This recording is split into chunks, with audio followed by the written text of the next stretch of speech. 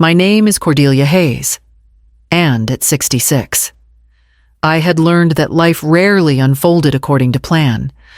I had spent decades as a school teacher in Portland, Oregon, guiding children through algebra and history, smoothing scraped knees and fragile egos, and yet nothing had prepared me for the moment my own sons showed me the sharp edges of their disregard.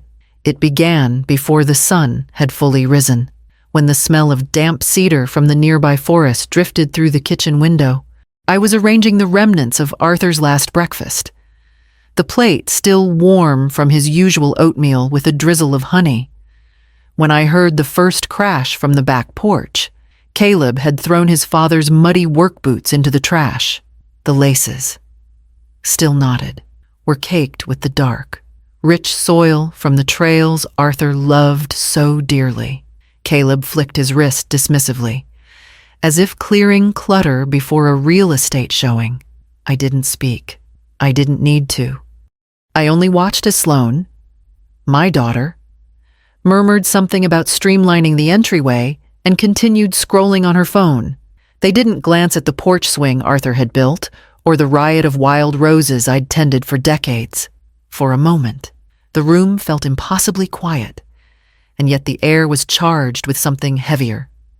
Disrespect, anticipation, the cold gleam of entitlement. I moved slowly past them, carrying the oatmeal to the table, my hands steady, my expression calm. They assumed my silence was weakness. Perhaps it was grief, though grief alone would not have steadied my heart this way. I had watched them grow, taught them to tie their shoes, and yet in this moment, they treated me as though I were invisible, a relic to be managed rather than a person to be heard. I poured my coffee with deliberate care, inhaling the bitter scent, and set a second cup before me. I allowed myself one long look at the forest beyond the back door, the morning mist clinging to the ancient Douglas firs like a shroud. Arthur would have called it perfect weather for mending fences. I knew then that mending would fall to me alone. Inside the bottom drawer of my roll-top desk lay his leather portfolio. I had yet to open it, yet I could feel the weight of it pressing against my thoughts. Today, I would begin reading Arthur's final words. I opened the bottom drawer of Arthur's roll-top desk and lifted the worn leather portfolio, its surface soft from decades of handling. Inside, nestled among faded receipts and a stack of sketches for birdhouses he never built, lay his final will. The paper was thick and creamy, edges slightly curled, and his handwriting ran across each page with a careful, deliberate rhythm. I remembered the evenings just weeks before he fell ill, when he would sit at this same desk with the desk lamp casting a warm pool of light. He would hum softly, the sound low and contented. As he pressed pen to paper, I would pour us each a cup of tea and slide mine beside him without a word. The house smelled of cedar and aged books, and the fog from the nearby Willamette River clung to the windows like a gentle veil. Arthur had whispered once, his voice a rasp of dry warmth. "Cordelia, I want them to hear your voice when I am gone. Read these words aloud. Let them see you." I had nodded then, heart heavy with love and quiet fear, unaware of how soon those words would become my anchor. I traced the letters with a finger, feeling the slight indentations in the paper, each stroke a testament to a lifetime of care and intention. This was more than a legal document. It was a reflection of him, his values, his patience, and his unwavering sense of fairness. He had labored over every word, ensuring the essence of our life together, our mornings wrapped in mist and coffee. Our afternoons tending the forest was captured in ink. I pressed the portfolio to my chest, letting the familiar scent of leather and ink mingle with the memories of him. Every detail reminded me of the man who had shaped my world, who had been my partner in every sense. And now, these handwritten wishes, delicate and resolute, rested entirely in my hands. The low hum of tires on gravel announced Caleb's arrival first. I stepped onto the porch to see his sleek black SUV gliding up the drive, windows reflecting the gray morning sky over Portland's coastal hills. He stepped out with that familiar mix of arrogance and impatience, a designer duffel slung over one shoulder. His eyes barely lingered on the wild roses Arthur had tended or the porch swing my husband had built with his own hands. Instead, they flicked toward me with a calculating curiosity, like a man scanning a ledger for profit. Sloane's Tesla arrived moments later, gliding silently past the cedar trees as if on rails. She emerged, impeccably dressed in beige tailored pants and a blazer, heels clicking on the gravel in a precise, impatient rhythm. Her husband, Thomas, a tall man with a sterile, measured air, remained in the passenger seat, eyes fixed on a glowing screen of his phone.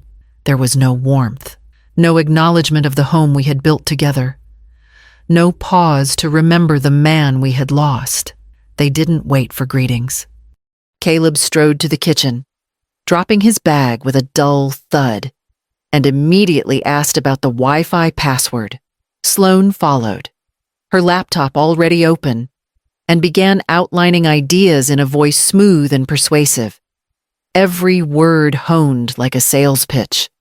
They spoke of transforming the forest into a curated retreat, of replacing the old workshop with minimalist cabins and a yoga pavilion overlooking the cliffs.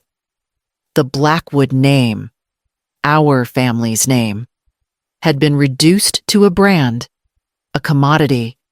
I stayed still, hands folded over the portfolio Arthur had left me.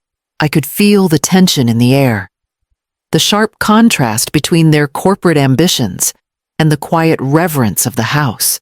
Each of their sentences grated, not because they were practical, but because they assumed this grief-stricken widow would nod along, silent and compliant. I watched their polished presentations, the mock-up images of cabins and wellness spas, and my stomach sank with disbelief. The place Arthur had loved, the forest he had protected, the workshop he had built for laughter and learning, it was being pitched as a venture, a transaction. I swallowed the tight coil of anger, letting it simmer, knowing that every word I spoke in the coming days would need to carry both truth and weight. I returned to the desk, the leather portfolio under my arm. Tomorrow, I would begin reading Arthur's handwritten will. Today, I observed, I remembered, and I waited. The dining room smelled faintly of cedar and brewed coffee, mingling with the lingering scent of wild roses from the porch. I placed Arthur's leather portfolio on the table, its weight grounding me, a tangible reminder of his care, his intentions, and the life we had shared. Caleb and Sloane had already arranged the chairs in their meticulous semicircle, as if this were a boardroom rather than a home. Thomas hovered silently at the edge, his hands clasped around his phone, eyes flicking between his wife and the portfolio. Taking mental notes, I cleared my throat and began.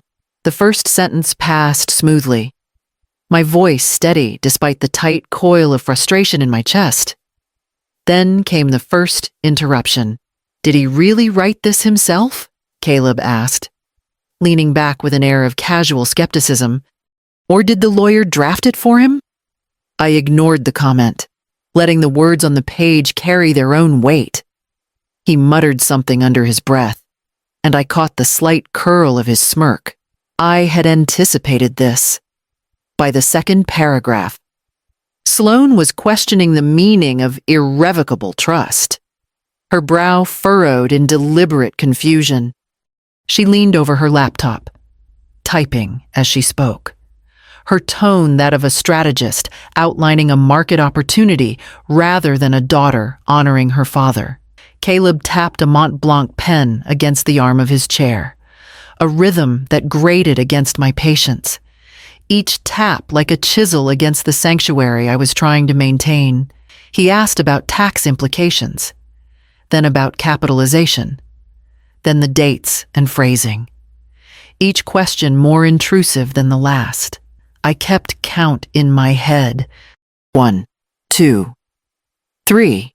I was interrupted 21 times before I even reached the section detailing the division of assets. 21 cuts to the flow. 21 attempts to distract, to discredit, to reduce my husband's final words to numbers on a spreadsheet. Each interruption was a spark against the calm fire I carried, and yet I remained steady. I swallowed the rising anger, letting it burn quietly behind my ribcage. I could see the contrast between their ambition and my grief, the sharp edges of their entitlement cutting against the soft, worn corners of our home. Caleb leaned forward, proposing a more efficient equity split, his tone dismissive but precise, as if measuring my reaction. Sloane nodded along, her smile placating, yet her eyes glimmered with impatience and calculation. And, through it all, I spoke. Slowly, deliberately. I read every word as Arthur had written it, feeling the rhythm of his handwriting beneath my fingertips.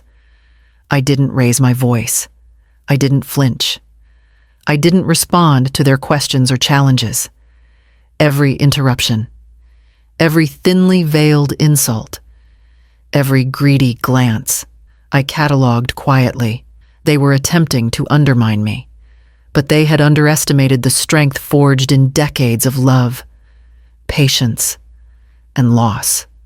When I finally reached the final paragraph, a quiet realization settled in.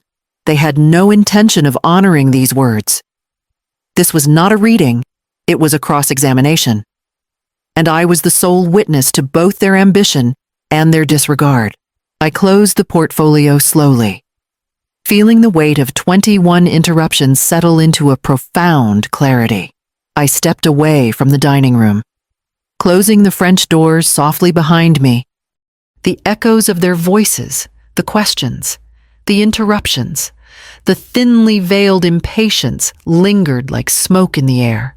I walked down the hallway, feeling the familiar creak of the floorboards beneath my feet, and paused at the window overlooking the cedar grove.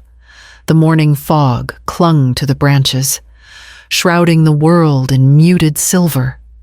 It was beautiful and indifferent, and in that quiet, I allowed myself to feel the weight of everything: grief, frustration, and the years of subtle betrayals I had endured silently. I sank into the armchair near the window, my hands resting on the soft armrest. Each interruption from my sons replayed in my mind, not with anger this time, but with a cold clarity. They thought I was too lost in sorrow to notice, too soft to respond. They assumed my silence was weakness. I let the realization settle. It was not. From the drawer of my nightstand, I retrieved a small leather case I had kept hidden for years. Inside was Arthur's high-fidelity recorder, the one he used for birdwatching and capturing the subtle rhythms of the forest. I checked the battery. Still good. The device felt heavy in my hand, not just with its components, but with purpose. I placed it carefully in the pocket of my cardigan, my movements deliberate, silent. No one knew of its presence. Not Caleb, not Sloane, not Thomas. I would document their behavior, every dismissive comment, every greedy glance, every interruption. It was a plan born not of vengeance, but of necessity. I would protect the integrity of Arthur's final words, preserve his legacy against their ambitions, and ensure that the truth would not be lost in their noise. Rising from the chair, I straightened my shoulders and breathed deeply. The fog outside had begun to lift, and with it, a resolve settled into my chest. I would face them again, But this time, I would be ready. The morning sunlight filtered through the tall windows, dust motes dancing lazily in the beams. When Miss Evelyn Reed arrived, she was a woman in her late 60s, her hair streaked with silver, eyes sharp and calm, exuding the quiet authority of someone used to untangling family disputes and estate complexities. She nodded politely to Caleb and Sloane, her gaze measured, before turning to me and offering a reassuring squeeze of my hand. The recorder, hidden beneath a folded linen napkin on the dining table, waited silently. Its tiny red light was imperceptible, a silent sentinel prepared to capture every word, every interruption, every subtle act of disregard. I placed my hands lightly atop the portfolio, feeling the leather's worn warmth beneath my fingertips, and opened to the first page. Caleb leaned forward almost immediately, eyes sharp, voice dripping with feigned curiosity. "So, Mom, did Dad really draft this himself, or did the lawyer help polish it?" I ignored the question and began reading. The words flowed steadily, deliberately, each syllable carrying the weight of Arthur's intention. Sloane interjected before the second paragraph ended, asking for clarification about trust provisions, her tone smooth and persuasive, her eyes flicking to Thomas for approval. I kept my own face neutral, my mind sharp, aware of the recorder beneath the napkin. Every sigh Caleb released, every roll of Sloane's eyes, every clipped question about taxes, dates, and phrasing. I catalogued quietly. The room hummed with tension, a tight coil of anticipation and silent conflict. Yet, I maintained calm. Miss Reed spoke only when necessary, her voice firm, cutting through attempts to manipulate the reading, and I felt a quiet satisfaction. The recorder was capturing more than sound. It was capturing intent, entitlement, the cold calculation behind every interruption. The arrogance of my sons was laid bare, each carefully measured comment immortalized in a small, unassuming device. I continued to read, unbroken by their attempts to redirect, challenge, or diminish the significance of these words.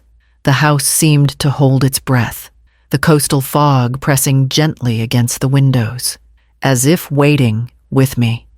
Every interruption, every question, every smug glance became evidence not for confrontation, but for clarity. By the time the first hour passed, I felt a subtle shift within me. Patience, restraint, and strategy had aligned. I was no longer just a witness to their greed. I was quietly gathering power, preparing for the moment when the truth would speak louder than their ambition. After the reading, the house felt heavy with unspoken tension. The echoes of my son's interruptions lingering in the air, I carried the recorder carefully to the study, its small weight a comfort in my hands. I knew its contents would not only capture every dismissal and interruption, but also speak the truth that my sons had tried to bury beneath arrogance and ambition. The first call I made was to Mr. Alistair Finch, the trustee Arthur had appointed for my grandson, Leo's inheritance. His voice was sharp, meticulous, but I sensed immediate attention when I mentioned the recording. I sent the file with a brief note. Listen, every word, every sigh. Their intent is clear. Within hours, he called back, his tone threaded with controlled fury. Cordelia, he said, we will document this and act to protect the trust. You did the right thing. Next. I contacted Claire, Arthur's sister and Leo's guardian, a no-nonsense rancher from Eastern Oregon. She had the instincts of someone who could see through posturing. When I sent her the recording, her reply was immediate. Those vultures won't get anything past me or that boy. She wrote, I felt a flicker of hope ignite, finally. allies who understood the stakes, who valued integrity over greed. Later that afternoon, I ventured into the attic, dust motes swirling in the shafts of light. Among stacks of old boxes, I discovered Arthur's journals, filled with hand-drawn sketches, detailed plans, and careful notes. His handwriting ran across the pages with the same steady rhythm I remembered from our evenings together. Here, in his own voice, were the true intentions for the property, the forest. He had written, was to remain a sanctuary for local school children, a place to learn about nature and wildlife. The old workshop, once a haven for his hobby, would become a space for veterans to rebuild skills, confidence, and purpose. There were no cabins, no retreats, no commercial ventures, only service, care, and education. I sank onto a trunk, the journals resting against my knees. Every page reinforced what I already knew: my son's ambitions were entirely their own, detached from the values Arthur had lived and intended to leave behind. For the first time since the reading, a sense of moral clarity settled over me. With the recordings secured and Arthur's vision laid bare, I knew the next steps I would take would not be in haste or anger, but in alignment with his true legacy and with allies who shared my conviction. The morning sun slanted through the tall windows of the dining room, dust motes sparkling like tiny stars in the light. I carried the portfolio and Arthur's journals to the table, setting them gently before my sons. Caleb and Sloane looked up, their anticipation palpable, expecting another round of negotiations or concessions. They did not know that the outcome of this day was already written, just not on the documents they had studied so carefully. I took a deep breath, letting the silence stretch long enough for the weight of the moment to settle over them. Everything you see here, I began, my voice steady, reflects not just the legal will, but Arthur's true wishes. The forest, the workshop, the sanctuary they are to serve the community, veterans, and children, learning from the land he cherished. Caleb's smirk faltered. Sloane's polished smile tightened. Thomas glanced at his wife, unease flickering in his eyes. I continued, laying out the plan that had taken days of careful coordination with Mr. Finch and Claire. A charitable foundation had been established, entrusted to preserve the property exactly as Arthur intended. The forest would remain untouched. The workshop converted into a space for veterans to rebuild skills, and programs for local students would begin immediately. The room fell silent. They had prepared for arguments, proposals, persuasion, but not certainty, not integrity. Later that morning, volunteers began arriving, carrying supplies for woodworking classes, notebooks for environmental lessons, and tools for maintaining the trails. I walked among them, the scent of cedar and fresh-cut timber mingling with the morning air, and watched as the first veterans ran their hands along the rough walls of the workshop. Their faces bore lines of hardship and quiet gratitude, and I felt the weight of my husband's vision come alive before me. Caleb and Sloane lingered near the doorway, words caught in their throats. No amount of planning or spreadsheets could recreate the meaning of this place. Their sense of control had evaporated, replaced by a stunned recognition of something far larger than profit. I stepped outside to the edge of the forest, inhaling the damp, pine-scented air.